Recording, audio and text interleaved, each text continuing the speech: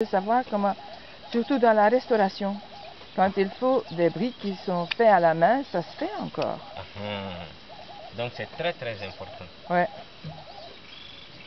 Parce que après, s'ils connaissent cette technique, je sais qu'ils vont appliquer chaque fois pour leur maison, de mettre les tuiles, des trucs comme ça. Et c'est important, quoi. Mais les briques chez nous sont beaucoup plus petits.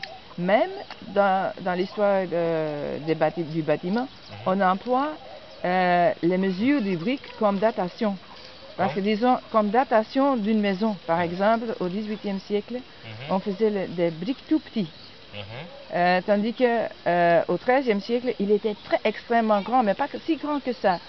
Et ce qui est intéressant à savoir, ils avaient des mesures, comme ça, c'était ça, comme ça.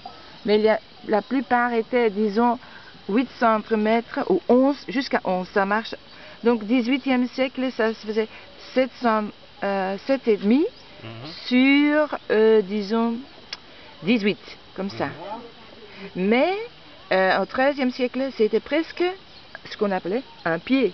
Donc, une longueur de, disons, presque de 30 cm et 8 à 11 cm de largeur.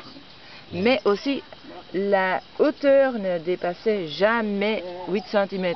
Parfois, 18e siècle aussi, 4,5. Oui, c'est beaucoup, hein, ça c'est beaucoup. Ça sont presque des pierres en main, on disait chez nous. Mais ça, on va diviser en 4 parties. Il va y avoir 4 pierres. Ouais.